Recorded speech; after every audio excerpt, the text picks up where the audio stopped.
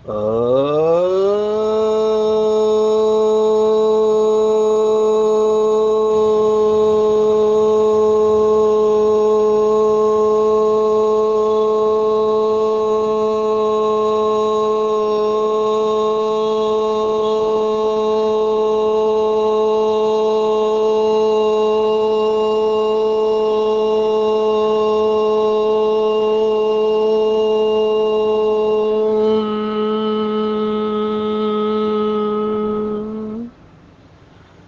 शांति।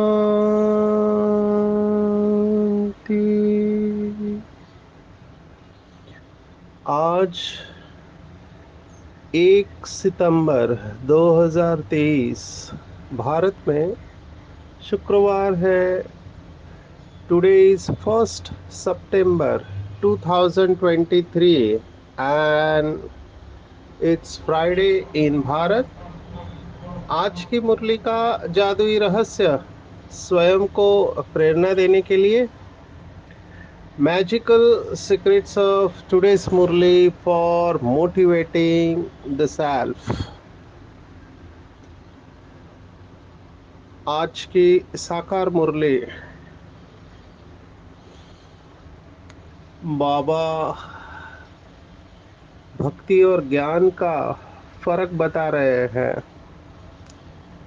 भक्ति में भावना होती है और ज्ञान में समझ होता है। ये दो मार्गों का हमेशा कॉन्फ्लिक्ट संघर्ष चलता आया है।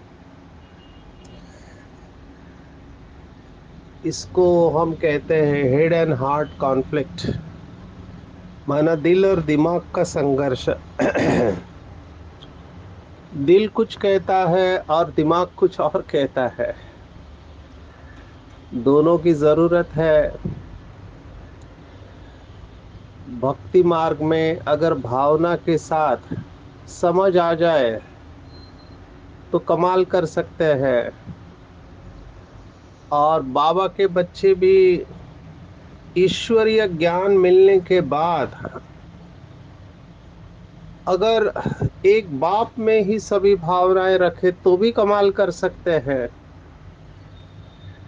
बाबा ने तो इसके ऊपर मुरलियां भी चलाई हुई है, अव्यक्त मुरली विशेष। बाबा ने कहा हुआ है कि भावना में ज्ञान होना जरूरी है। बाबा ने टाइटल दिया मुरली को ज्ञान युक्त भावना और स्नेह युक्त योग। जो पुराने बाबा के बच्चे हैं वो जानते हैं कि कैसे राजयोग के अंदर सभी योग समाये हुए हैं। सभी योग राजयोग के अंदर समाये हुए हैं। क्यों? क्योंकि कल्प वृक्ष का चैतन्य बीज परमात्मा हमें सिखा रहा है और वो हमें सभी शास्त्रों का, सभी धर्मों का सार बता रहा है। बहुत सारे राज बाबा ने इस राजयोग में खोले हैं। तो विशेष 4 बातें हैं। 4 प्रकार के मार्ग जिसके अंदर सभी मार्ग आ जाते हैं। वो है ज्ञान योग, कर्म योग, भक्ति योग और संन्यास योग। इसमें से भी बाबा ज्यादातर ज्ञान और संन्यास योग के बारे में बताता है। कर्म योग और भक्ति योग के बारे में बाबा की कम बातें चलती है। अल्टीमेटली बाबा हमको ज्ञान स्वरूप बनाना चाहता है, मास्टर ज्ञान सागर बनाना चाहता है। क्योंकि बाबा को भी पता है और नंबरवार सभी बच्चों को भी पता है कि ये पूरा ड्रामा कर्मों के ऊपर बना हुआ है। इसे दुनिया भी स्वीकार करती है। Even the most non believer, जो भगवान को नहीं मानते हैं, वो भी कर्मों को जरूर मानते हैं। और भगवान भी यही कह रहा है कि कर्म श्रेष्ठ होने चाहिए। सिर्फ श्रेष्ठ कर्म कौन सा है, इसके ऊपर डिफरेंस ऑफ ओपिनियन हो सकती है। श्रेष्ठ उपासना पद्धति कौन सी है, इसके ऊपर मतभेद हो सकता है कि भगवान को हाथ जोड़ के याद करना है कि हाथ खुला रख के याद करना है, कितने बार याद करना है, कौन से दिन में याद करना है, क्या खाना है क्या नहीं खाना है, इसके ऊपर मतभेद है।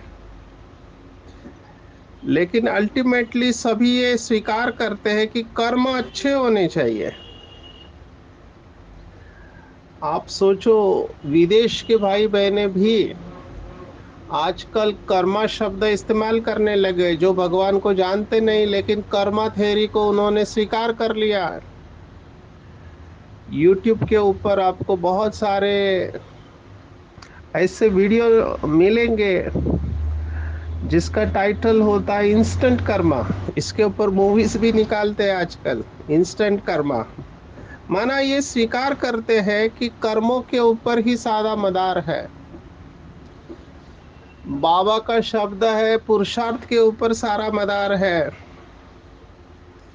तो हमने ये बात देखी है कि इधर टू सरेंडर टू ड्रामा और टू क्रिएट द ड्रामा, ये दो स्टांस या पोजीशन लेते हैं सभी पुरुषार्थी।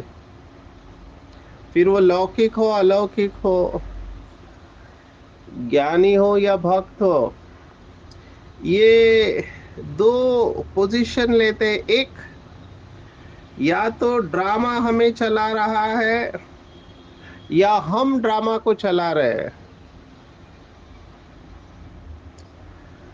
कई लोग बीच का रास्ता भी लेते हैं, कहते हैं कई बार हम ड्रामा को चलाते हैं और कई बार ड्रामा हमको चलाता है। इसको बहुत अच्छी तरह से समझना है। मास्टर टीचर ज्ञान का सागर शिव बाबा ने हमें डायरेक्शन दिया है। क्योंकि कई बार मैं देखता हूँ बीके भाई बहने अच्छे अच्छे भी कंफ्यूज हो जाते हैं, उन्हें समझ में नहीं आता है क्या करे, स्पेशली जब पेपर्स आते हैं। हर एक का डिफेंस मैकेनिज्म मैं देखता हूँ, being a counsellor and psychologist, हम देखते हैं कि हर एक व्यक्ति परिस्थिति के वक्त अलग अलग तरीके से बिहेव करता है। एक ही व्यक्ति सेम सिचुएशन में अलग अलग बिहेव कर सकता है। इन सब की जड़ में हमारी अवस्था होती है, जिसके बारे में आज बाबा ने कहा है कि बच्चे, बाप जो है जैसा है उसे यथार्थ पहचानो। इसमें ही नंबर बन जाते हैं। बाबा ने स्पष्ट मुरली में कहा हुआ है कि बहुत कम बच्चे हैं जो बाप को जो है जैसा है उस रूप को जानते हैं और उस स्वरूप से बाप को याद करते हैं। अभी यहाँ पर थोड़ा समझना पड़ेगा, क्योंकि आज की मुरली में बाबा ने भक्ति को भी याद किया कि भक्ति में बड़े बड़े स्टैचू बनाते हैं। मैं अभी तमिलनाडु गया था, तो तमिलनाडु में वो तंजावुर करके एक जगह है। अभी उस तंजावुर के शिव मंदिर को उन्होंने हेरिटेज प्लेस करके डिक्लेयर किया है। बहुत सारे फॉरेनर्स उसको देखने को आते हैं, क्योंकि दोनों शिवलिंग और नंदी दोनों की साइज बहुत बड़ी है। नंदी मेरे ख्याल से 13-14 फीट है और शिवलिंग भी 22 फीट है। तो इतना बड़ा बाबा ने कहा रूप होता नहीं है, भक्ति में भावना होती है। इसलिए आज की मुरली में ये भी कहा है कि बुद्ध का कहीं पर बहुत बड़ा स्टैचू बनाया हुआ है। इवन पांडवों के भी शरीर बहुत ऊंचे बनाते हैं। मुझे तो बहुत वंडर लगा जब मैं बद्रीनाथ, जो उत्तराखंड में है, तीर्थ क्षेत्र है हिंदुओं का, माना 4 धाम है उत्तराखंड में, गंगोत्री, यमुनोत्री, केदारनाथ और बद्रीनाथ। केदारनाथ तो मूवी के वजह से बहुत फेमस हो गया, जहां पर बादल फट के कितने लोग मर गए थे। तो बद्रीनाथ उधर ही है। तो हम बद्रीनाथ के आगे गए जहाँ पर भारत का आखिरी गांव है, आखिरी गांव है भारत का। वहां पर तो एक दुकान मैंने देखी, उस दुकान वाले ने भी अपना एडवर्टाइज कर दिया कि ये भारत की आखिरी दुकान है, क्योंकि उसके बाद बॉर्डर चेंज होता है, चाइना चालू होता है। तो वहां पर हमने क्या देखा कि एक बहुत विशाल काय पैर का चिन्ह है। तो वो कहते हैं कि पांडव यहाँ आके गए थे और उनके पैर के चिन्ह है, क्योंकि शास्त्रों की कहानी यह है कि पांडव चलते हुए स्वर्ग गए तो उसी रास्ते से गए, क्योंकि उस समय आप सोचो अभी भी उधर बर्फ है, उधर बर्फ है अभी भी। आप सोचो तो उस समय कितना बर्फ रहा होगा। और वो हमेशा चित्र में दिखाते हैं कि बर्फ के रास्ते से, माना पहाड़ों के रास्ते से स्वर्ग में चले गए हैं। अभी हमारे पास तो हेलीकॉप्टर है, एरोप्लेन है, उस जमाने में ना हेलीकॉप्टर थे ना प्लेन थे, द्वापर में। तो लोग वहां पहुंच भी नहीं पाते थे। जैसे अभी नेपाल में जो कैलाश पर्वत है, आज भी लोगों की भावना है कि वहां पर पहुंच पाना बहुत मुश्किल है, कोई भी वहां पर पहुंच नहीं पाया है, क्योंकि लोग मानते हैं कि वहां पर कैलाश पर शंकर और पार्वती आज भी निवास करते हैं। और कुछ तो होता है जो गिरियारोहक कोशिश करते हैं, वो पहुंच नहीं पाते हैं उस पहाड़ के ऊपर। वहां पे क्या मैग्नेटिज्म है लोगों को पता नहीं है।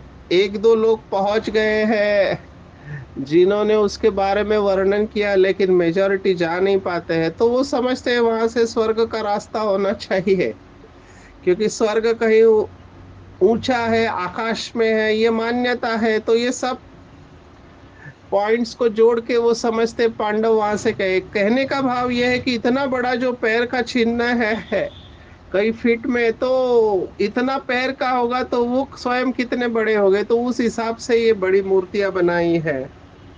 हमने देखा कि वो भक्ति मार्ग की प्रार्थना करते हैं कि सूर्य कोटि समप्रभ, माना भगवान सूर्य कोटि के समान है। तो आप सोचो वो इमेज बैठी हुई है बुद्धि में, वो भावना बैठे हुए, इसलिए कहा भक्ति में भावना होती है। तो बाबा कहता है कि मैं इतना कोई बड़ा नहीं हूँ। अब ये कहना क्यों पड़ा बाबा को, क्योंकि बाबा के उस समय नए नए बच्चे थे और उनकी भावना थी कि शिव है, मतलब उसका आकार इतना तो होना चाहिए। और बाबा को कहना पड़ा कि मैं वैसा नहीं हूँ, मैं बिल्कुल बिंदी हूँ। अभी ये स्वीकार करना कि इतना सर्वशक्तिवान ऑलमाइटी, जिसके बारे में इतनी महिमा है, शास्त्र पूरे भरे पड़े हैं उसकी महिमा से। जो महिमा कबीर ने भी की है कि सारा सागर शाही बनाओ, स्याही बनाओ, जंगल को कलम बनाओ, धरती को कागज बनाओ। माना 69,000 किलोमीटर इतनी बड़ी धरती है, आप सोचो। तो स्वयं ज्ञान की देवी सरस्वती वो महिमा लिखने को बैठे तो भी पूरी नहीं हो सकती। ऐसे सभी धर्मों में अलग अलग प्रकार से उसकी ऊपर वाले की महिमा की हुई है। वो एक बिंदी है, ये स्वीकार करना बहुत मुश्किल जाता है। और इसके आगे कठिनाई और बढ़ती है कि बिंदी के साथ हम कैसे सर्व संबंधों का अनुभव करें। मैंने एक बार हमारे आदरणीय रमेश भाई, उनको प्रश्न पूछा, उनका डायलिसिस चल रहा था, तब उनके साथ मुझे रुकना था। तो मैंने उनको पूछा कि भाई साहब, बाबा कहते हैं जो संबंध आपको खींचता है उस संबंध से बाप को याद करो। तो मैंने कहा कुमारों को बहुत प्रॉब्लम होता है, तो कुमार कैसे अनुभव करे कि बाप मेरा पार्टनर है या सखा है या सखी है। तब रमेश भाई ने कहा मैं तो गृहस्थी हूँ, मुझे क्या पता। रमेश भाई की आप सबको पता है शादी हुई थी, लेकिन दोनों पवित्र जीवन जिए हैं और दुनिया के सामने एग्जाम्पल है।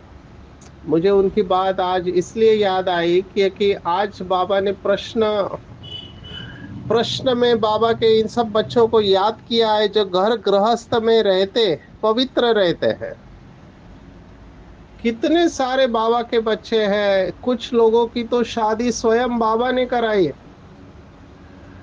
मैं अभी दिल्ली में गया था, तो दिल्ली के हमारे बहुत वरिष्ठ टीचर बहन है, शुक्ला दीदी है, और भी है, जिनकी शादी स्वयं बाबा ने कराई, क्योंकि दोनों को बंधन था। आज वो बहुत सेंटर चलाने के निमित्त है। इवन हमारे रमेश भाई और उषा बहन ने भी कितने सारे सेंटर खोले हैं मुंबई में। गाम देवी जो सेंटर है मुंबई में, बहुत अच्छी सेवा कर रहा है। तीन तीन विंग्स का हेडक्वार्टर है वो, जूरिस्ट विंग, फिर art and culture and spark wing, ये तीनों की सफलतापूर्वक मैनेजमेंट वहां से होती थी। और सभी भाई बहने बहुत अच्छा इसमें सहयोग देते हैं। पर ये किया किसने? जिनकी शादी हो चुकी थी। आप सोचो कितनी अच्छी अवस्था होगी। एक तरफ ये बाबा के बच्चे, अभी मैं मधुबन में था तो युगलों की भट्टी थी, कितने सारे युगल पूरे भारत से आए थे। और ये लोग दुनिया के आगे रोल मॉडल हैं। घर गृहस्थ में रहते हुए पवित्र जीवन जीने वाले बाबा के बच्चे रोल मॉडल है दुनिया के आगे, क्योंकि जहां पर काम विकार चरम सीमा पर है। आप सोचो मेरे पास कितने क्वेश्चंस आते हैं, कुमार कुमारियों के फोन आते हैं कि हमें काम विकार परेशान कर रहा है। आप सोचो अकेला रहने के बाद भी काम विकार परेशान कर रहा है, तो जो साथ में रहते हैं उनको क्या कितना परेशान करना चाहिए। तो heads off to this souls, इन आत्माओं का सचमुच में कमाल है। मैंने ऐसे देखे हैं। हमारे सेंटर पे एक आते थे, अभी उसमें केवल युगल ज्ञान में चलती थी। पति उसको सहयोग देता था, भले ज्ञान में नहीं चलता था लेकिन उसको पूरा प्यूरिटी में सहयोग देता था। अभी ये भी कमाल है। तो मैंने पूछा ये कैसे आप कर पाते? कहते हैं कि जब आप अपने पार्टनर को रेस्पेक्ट करते हैं तब वो भाव नहीं रहता है, उसको अच्छा नहीं लगता है। तो मैं ऐसा नहीं करना चाहूंगा।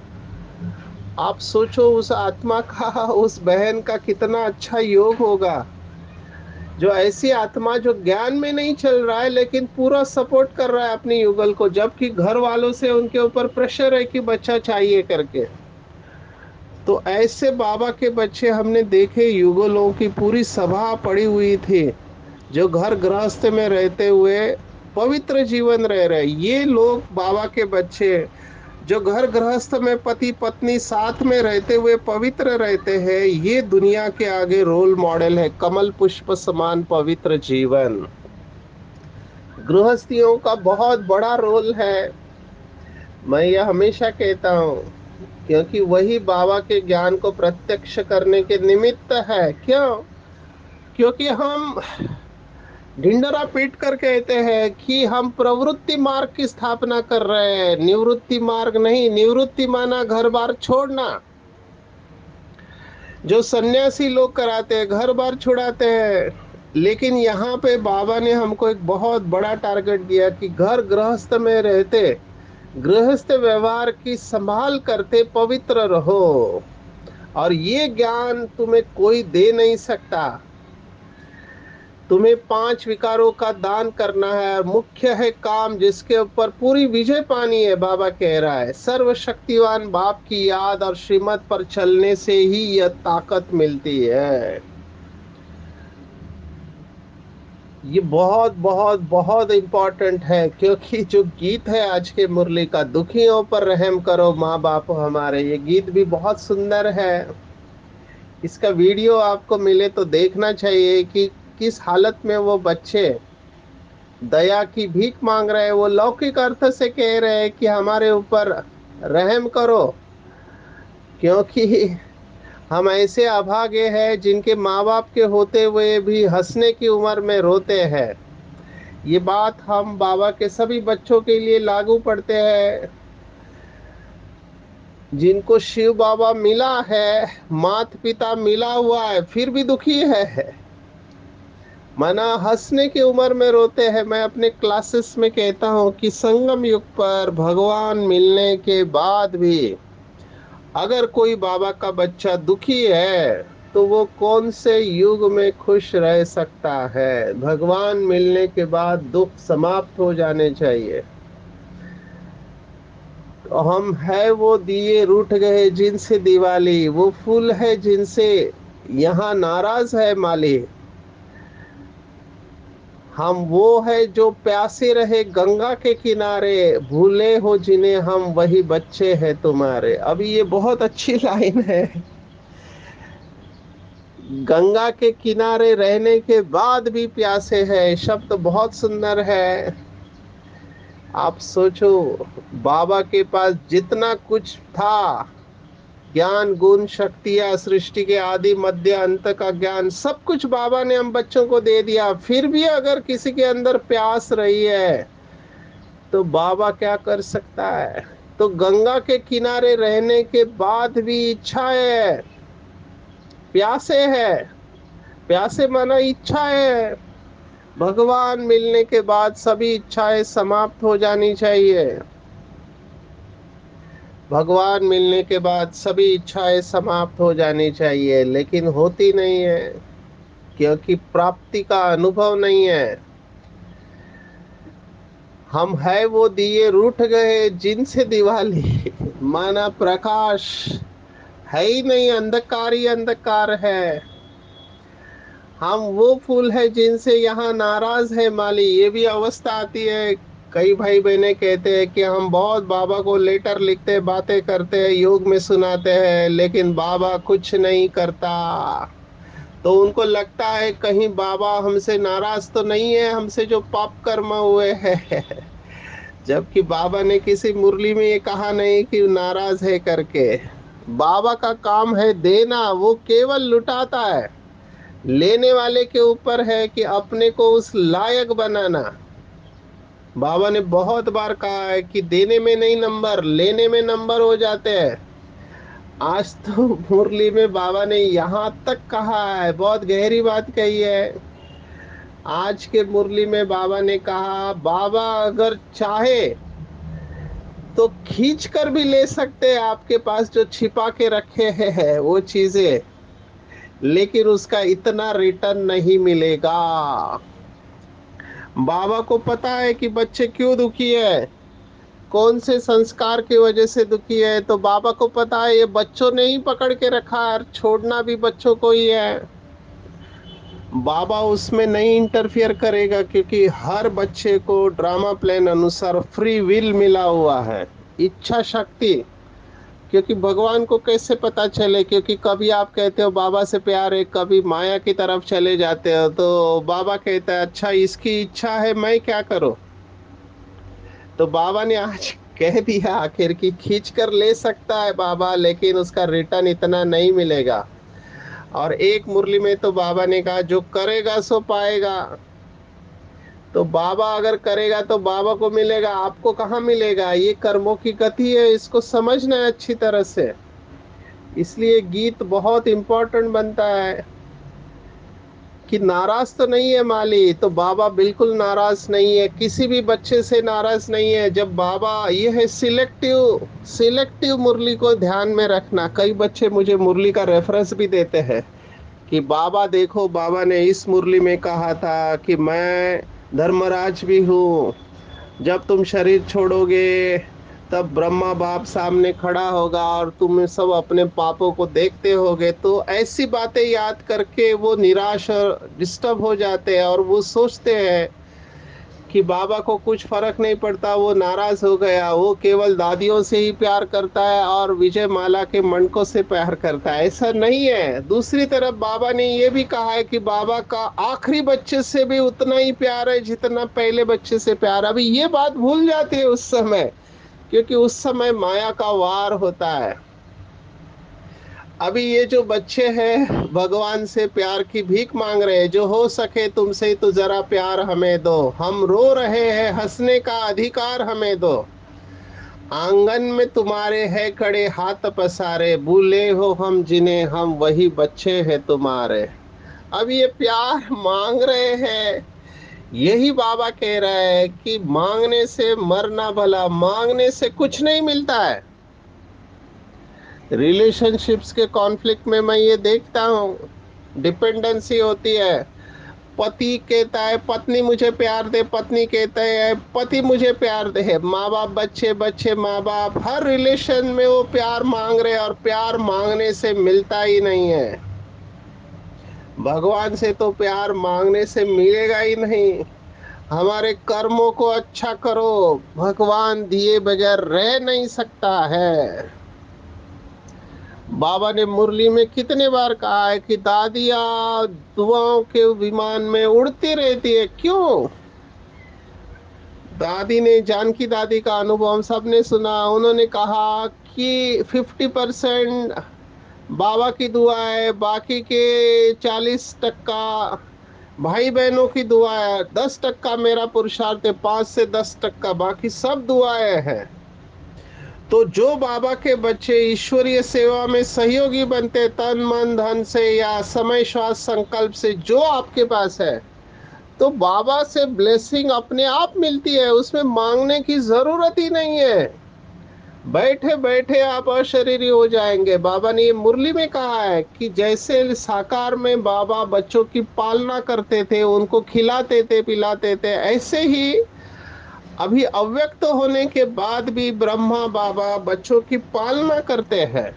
माना उनको शक्ति देते हैं। बाबा का ध्यान है कौन से बच्चे को किस चीज की जरूरत है। बाबा ने एक मुरली में यहाँ तक कहा कि बच्चे इतने भी अनकॉन्शियस नहीं हो जाओ कि बाबा की शक्ति को कैच नहीं कर पाए।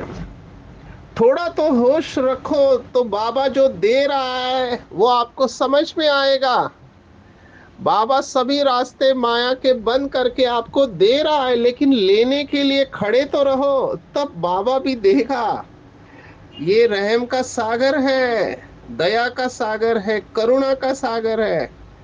कौन से माँ बाप, अगर लौकिक में भी हद के माँ बाप अपने बच्चों को दुखी नहीं देख सकते, तो ये तो रहम दया करुणा का सागर है, वो कैसे दुखी होके देख सकता है? तो उसके आगे मांगने का सवाल ही नहीं आता है, उसने तो दे दिया है, सब उसको महसूस करो। दुखियों पे कुछ रहम करो, ये हमको बोलने की जरूरत नहीं है। दिल की बात बाबा के सामने रखना जरूर है, लेकिन बाबा आया है हमारे सभी दुखों को दूर करने के लिए। इसलिए बाबा ने आज फिर से कहा है, बच्चे तुम देते क्या हो, लेते क्या हो? कूड़ा कचरा जो भी पड़ा है वही शिव बाबा को देते हैं। अगर है भी कुछ, वो सूखे चावल है। और देते क्या और लेते कितना हो? बाबा ने कहा सिर्फ चावल देते और रिटर्न में सर्व शक्तियां, सर्व खजाने, 36 प्रकार से भी ज्यादा वैरायटी ले लेते हैं। लेकिन कई बच्चे देने के समय सुदामा के मिसल कच्छ में छिपा कर रखते हैं। अभी कई लोग मुझे कहते हैं हम तो देना चाहते हैं, लेकिन हम जो देते हैं तो निमित्त आत्माएं उससे जो भी है करते हैं, तो उसके वजह से भी डिस्टर्ब है। मैंने कहा वो आपका रोल ही नहीं है, आप बाबा को देख के दो। अगर आपने देहदारी को देखा तो अवस्था गई। वो इसलिए नहीं देना चाहते, वो सोचते हैं हम मेहनत करते हैं और इतना देते हैं, और ये उसके ऊपर जो भी करते हैं हमको उसमें नहीं जाना चाहिए। कर्मों की गति गुह्य है, बाबा ने मुरली में बताया हुआ है। समर्पित भाई बहने और गृहस्थी दोनों की कर्मों की गति अलग है। अगर समर्पित भाई बहने, बाबा ने कहा, सिर्फ खाते पीते सेवा नहीं करते हैं तो उनके ऊपर भी बोझा चढ़ेगा। देखो हमारी दादिया, मैंने दादी जानकी को देखा है, इतनी तबीयत खराब है, लेकिन जब तक मुरली नहीं सुनाएंगी तब तक नाश्ता नहीं करेगी। तो उनके अंदर ये संस्कार कूट कूट के बाबा ने भरे हुए हैं। बाकी सभी नंबरवार है, तो हमको विशेषता देखनी है। स्व इच्छा और दृढ़ संकल्प से एक देकर पदम लेना, ये चतुराई है और ये हमको करनी है। वैसे आज की मुरली में और भी बहुत सारी बातें आई थी। साक्षी अवस्था फिर से आई है।